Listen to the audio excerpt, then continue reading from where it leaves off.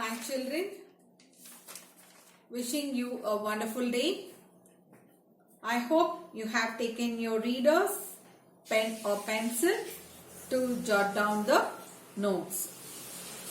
Watch the video carefully and listen to the explanation given and also answer the questions asked in between.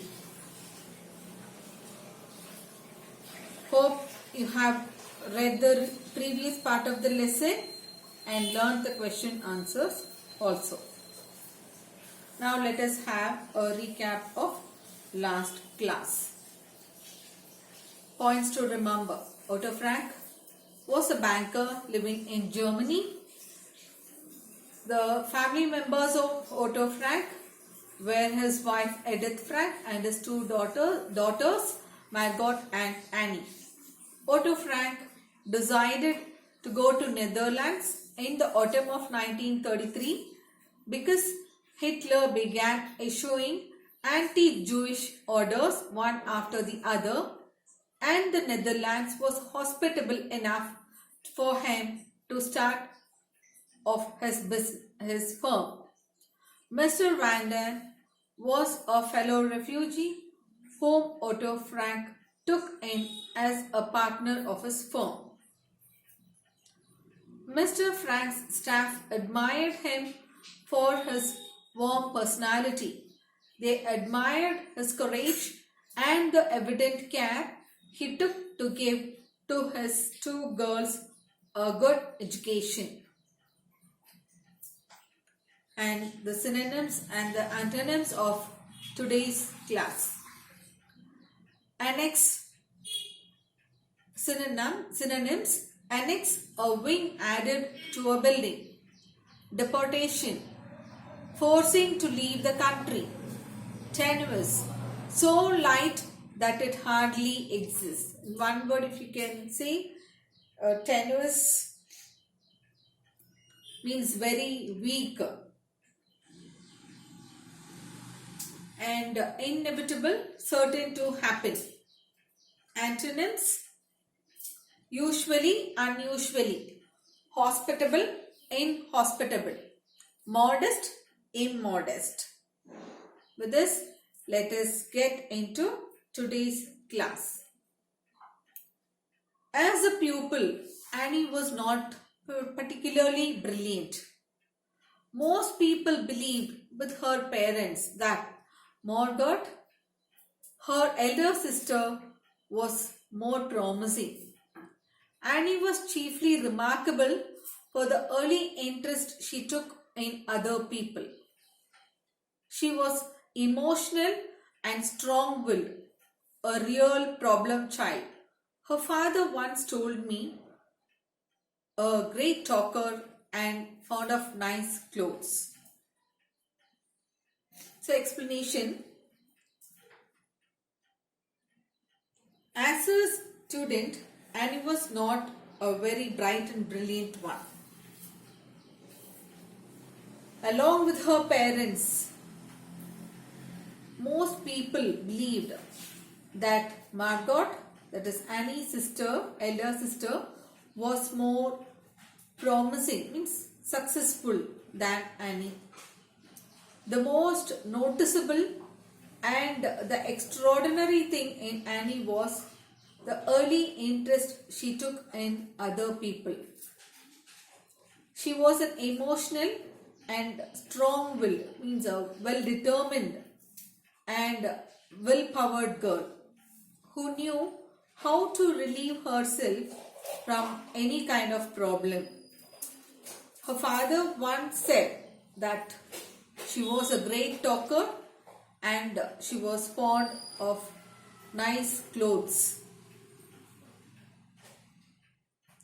So Annie, though not a brilliant student, but was a very emotional and very strong-willed human being.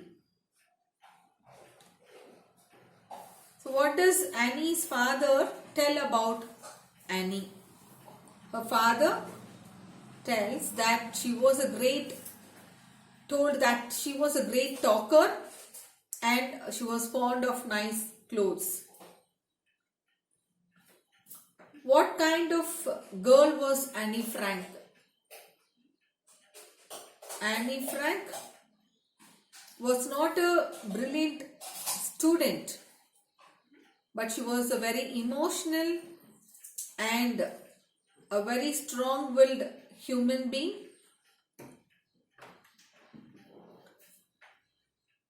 And she took early interest in other people.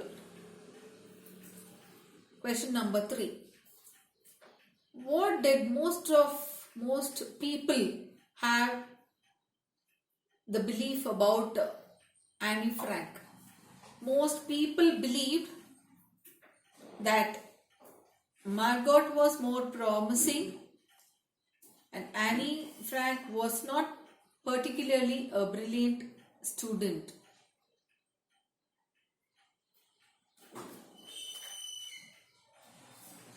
Life in town, where she was usually surrounded by a chattering crowd of girlfriends, suited her exactly.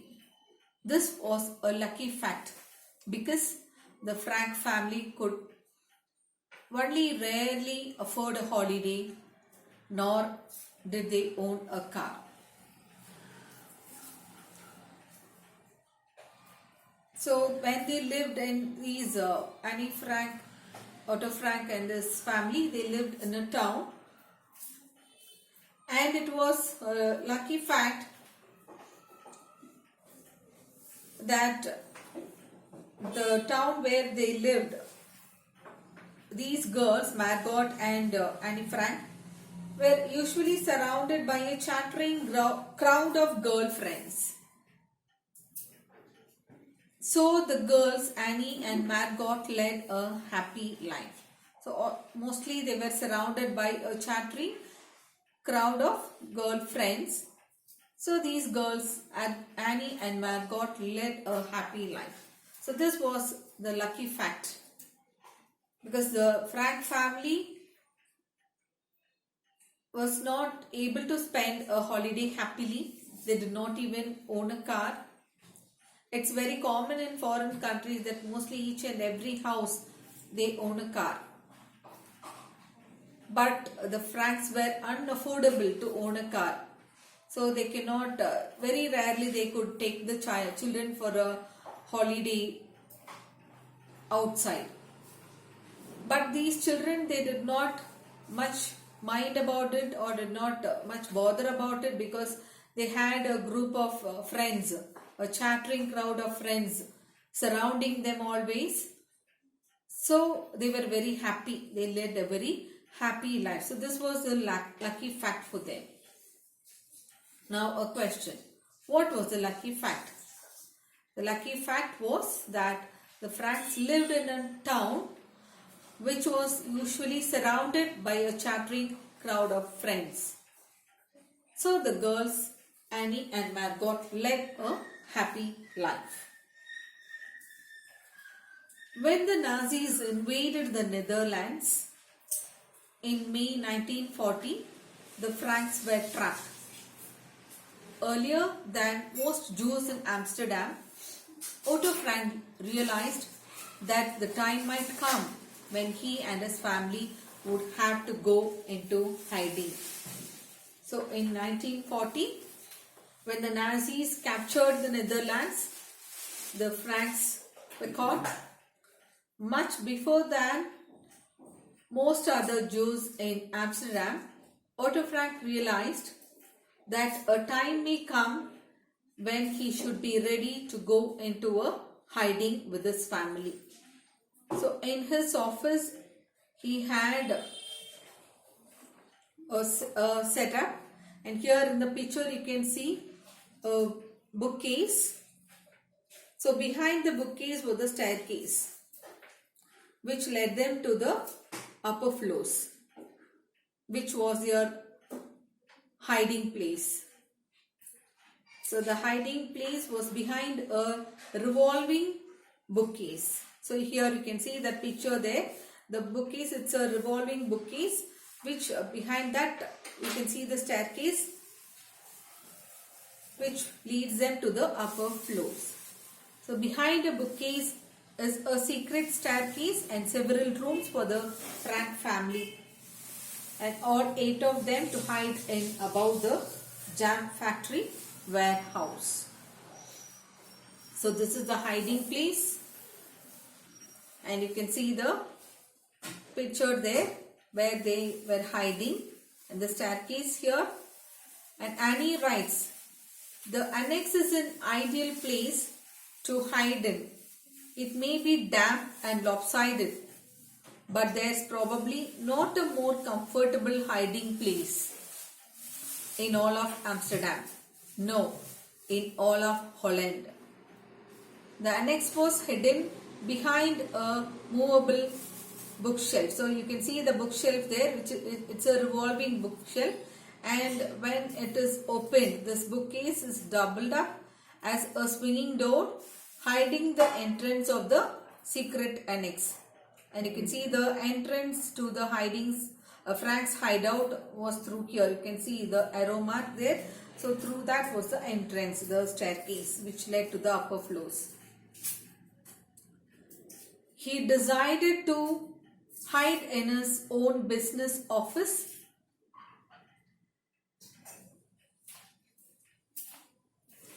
which faced one of Amsterdam's tree-lined canals, a few derelict rooms on the upper floors called the annex were secretly prepared to house both the Frank and the Van Daan families. So here you can see the bookcase. So this bookcase here in the left side of the picture, left side, you can see the bookcase. So that is the revolving bookcase. So when that is opened, you have the entrance there, the staircase which leads to the upper floor. So in here in the right side picture, you can see there the staircase which comes to the upper floor. So here, so already he had decided to hide in his own business office, which faced one of Amsterdam's tree-lined canals. Tree-lined canals means a building which was attached to the main building. Now in this picture you can see how the house is planned and constructed. How a tree spreads its branches. Likewise you can see here the floors of the house. You can see the revolving bookcase which was the secret entrance to the upper floors. And here this house, this is the office, Otto Frank's private office. Here in the office only that bookcase, and behind the bookcase you can see the revolving bookcase, you can see the entrance for the upper floors. So this is Annie Frank's house and Otto Frank's private office. Annie dubbed Otto's private office the building's showpiece. It was located directly under the secret annex. When the coast was clear, the people in hiding came here to listen to the radio. When helpers Johannes Kleiman and Victor Hugler sometimes held meetings in here, they had to keep very quiet. So here they already decided to hide in his office, which faced one of Amsterdam's tree-lined canals. And on the upper floors, a few rooms were in bad conditions. You can see the room in bad condition there. And derelict room means a room in bad condition. And annex means added to the building, to the main building, which is the rooms which are added, you call it as annex. So the rooms which were in bad condition on the upper floors, he had secretly set up to accommodate both the Frank family and the Van Daan family. Van Daan is a person who joined, he was a fellow refugee, whom he took as his fellow partner. And these rooms in bad condition which were attached to the main building are called as annex. That is why it is called as a secret annex. So question now, where did Otto Frank and others decide to go for a hiding? So where did they decide to go for a hiding? Otto Frank prepared to hide in his own business office, with his family members. So he secretly prepared a few derelict rooms which were in bad condition on the upper floors called as annex. His family and their friends, that is Van Daan's family along with a Jewish dentist, hid in this annex. Now let us go to the, and here you can see the office and the annex here. You can see Annie's bedroom, the Frank's bedroom, the bathroom, and you can see the revolving bookcase, that is the entrance to the hideout, and where the Van Daan's family, where they stayed, all that you can see in this picture. Early in July 1942, Margot was called up for deportation, but she did not go. Straightway, the Franks moved into their hiding place, and the Van Daans followed shortly afterwards. 4 months later, they took into their camp lodgings another Jew, a dentist. So deportation means forced to leave the country. So early, that is in the 5th of July 1942, Margot was called for deportation. She was called up for deportation, means she was forced to leave the country, but she did not go. So immediately, straight away, the Franks moved into the hiding place. Already you have seen those pictures and all. So immediately they decided to go into the hiding place, which they have already prepared, which Otto Frank had already prepared in case of emergency, hiding in the annex. Very shortly after a week, the Van Daan's family, they too joined them. That is Mr. Herman Van Daan's family joined the Frank family in the secret annex on 13th July 1942. And here you can see what she has written, Annie Frank, she has written, July 5th, 1942, Margot Frank received a call up for work duty on July, that is what deportation means. They were called to leave the country and to go for work duty on July 15th. She has to go. Her Annie's elder sister, the year 1942. And immediately the Franks decided to go into hiding 10 days before that. They planned to go for hiding.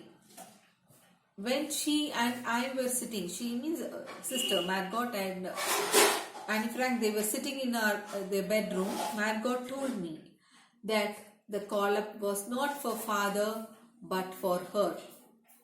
At this second shock, I began to cry. Margot is 16. Apparently, they want to send girls her age away on their own. But thank goodness, she won't be going. Mother had said so herself, which must be what father had meant when he talked to me about going into hiding. Hiding? Where would we hide? In the city? In the country? In a house? In a shack? When? Where? How? All this from her diary. Annie Frank, she has written all this July 8, 1942. I was stunned. A call up Everyone knows what that means. Visions of concentration camps or lonely cells raced through my head.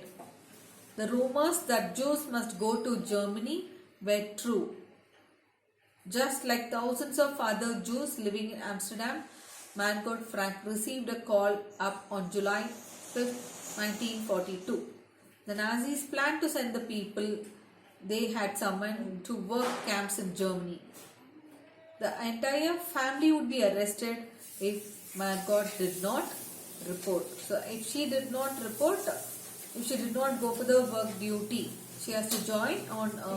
She had to join on July 15. So if she doesn't go, then the whole family will be arrested. So immediately they took a decision and they planned to go for the hiding, which was already prepared by Otto Frank in his business office in the annex. The call-up Jews who were summoned received this document. So you can see the picture of the document there from the Central Office of Jewish Immigration. It included an exact list of what they were allowed to take with them. It also said when they had to leave. So here it is given that she has to leave on 15th July 1942. So Mr. Herman Van Dan's family joined the Frank family in the secret annex on 13th July 1942. Before the secret annex, the Van Dan's family lived in Germany until 1937 before moving to Amsterdam. The Van Pelses met the Franks and Herman Van Dan became a business partner of Otto Frank. The Van Pelses had been trying to emigrate to the United States, and when the notice for Jews to return to Germany to work in labor camps became more frequent, they decided they couldn't wait any longer. So that is why they joined the Frank family in the secret annex on 13th July 1942.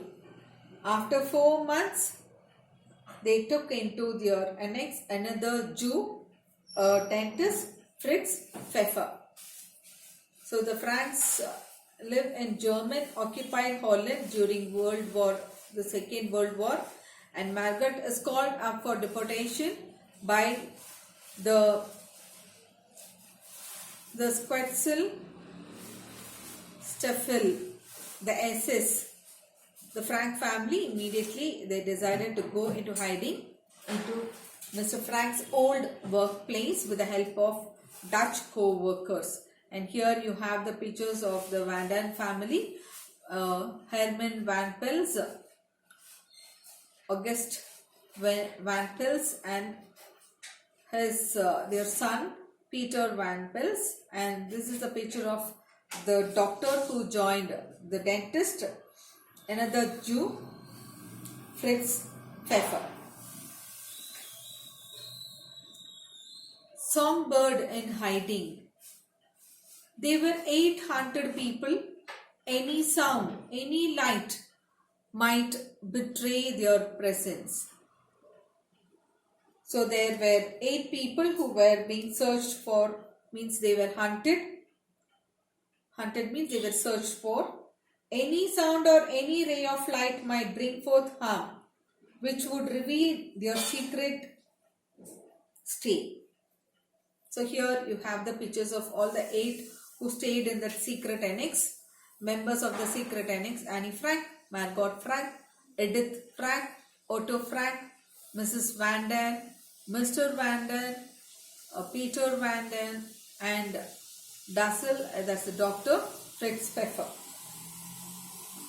A tenuous link with the outside was provided by the radio and by 4 courageous members of Otto Frank's staff, 2 of them typists, who in secret brought food, magazines, books. The only other company they had was a cat. So they had a tenuous. Tenuous means a very weak, slight connection they had with the outside world, and it was provided by the radio and by 4 courageous members of Otto Frank's staff. They had a very weak link with the outside world with the help of a radio and with the help of 4 courageous staff members of Otto Frank. Among that 4, 2 were typists who served them secretly food, magazines and books too.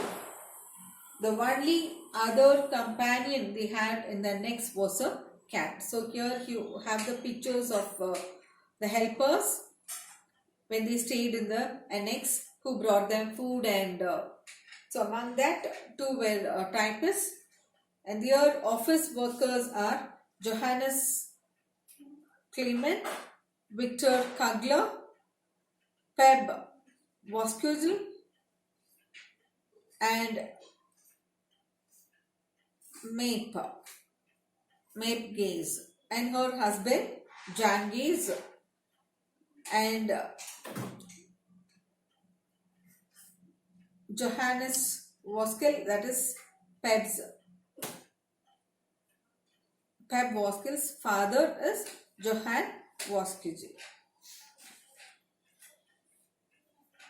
So they had only a cat. The only other companion they had in the annex was a cat. Now questions from here. Of all, how many people managed to hide in the annex? There were 8 people who hid in the annex. And how did the hiding party have a link with the outside world? They had a very weak link with the outside world with the help of a radio and with the help of 4 courageous staff members of Otto Frank. And I already told you 8 members. I think you know who are those 8 members who managed to hide in the annex. It is Otto Frank, his wife Edith Frank, and their children Margaret Frank and Annie Frank, and then Herman Vanden and his wife August Vanden and his 17-year-old son Peter Vanden, and a dentist Dr. Fritz Pfeffer. These are the people who managed to hide in the annex. And next question, how did Otto Frank's staff members help the living in the hiding? The staff members helped them by serving them food secretly and magazines and books. What was the other companion they had with them? It was a cat. While in hiding, Annie decided to continue a diary which her parents had given her on her 13th birthday. She described life in the annex with all its inevitable tensions and quarrels. On her 13th birthday, Annie had got a diary from her parents. While in hiding, she decided to continue writing the diary. In the diary, she described about the family in the secret building, the annex, with all its inevitable means unavoidable tensions and quarrels. From whom did Annie get the diary? Answer: Annie got the diary from her parents on her 13th birthday. But she created first and foremost a wonderfully delicate record of adolescence, sketching with complete honesty a young girl's thoughts and feelings, her longing and loneliness. So the explanation here. But very first and foremost, she created a very important, wonderful, delicate record, an attractive and a pleasant record of details about the adolescence, means the changes that occurs in the development from childhood to an adulthood, to a grown-up person. She honestly sketched and gave an outline about the thoughts and feelings of a young girl. She shared the wants and the strong desire of a young girl, and also the loneliness the unhappy feeling which creates a lonely feeling there in the young girl. Now, what did Anne Frank record in her diary? She recorded her life in the annex with all inevitable tensions and quarrels. She created a wonderful record of adolescence with complete honesty of a young girl's thoughts and feelings. Next one. I feel like a songbird whose wings have been brutally torn out and who is flying in utter darkness against the bars of its own cage. She wrote when she had been isolated from the outside world for nearly 16 months.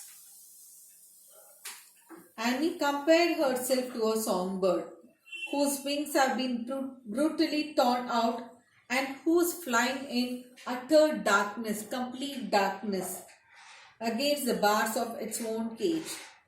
She wrote this when she had been totally separated or nearly put alone for nearly 6 months from the outside world. How did Annie compare herself to a songbird? The question. The answer now. Annie compared herself to a songbird whose wings have been brutally torn out and who's flying in utter darkness against the bars of its own cage. 2 months later, she had filled every page of the diary, a small book bound in a tartan cloth, and one of the typists, Mape, gave her an ordinary exercise book. Later, she used Margot's chemistry exercise book. From the time she started writing the diary, within 2 months of period, she completed every page of the diary, which was given to her on her birthday from her 13th birthday by her parents. Next, so that was completed. The diary was completed within 2 months. And then next, she started to write in a small book which was wrapped in a thick book which was bound of tartan cloth. Then one of the typists she gave her an ordinary exercise book. After completing that, then again she took Margot's chemistry exercise book and she started writing the tensions, the quarrels, everything she underwent in the annex. Hope you keenly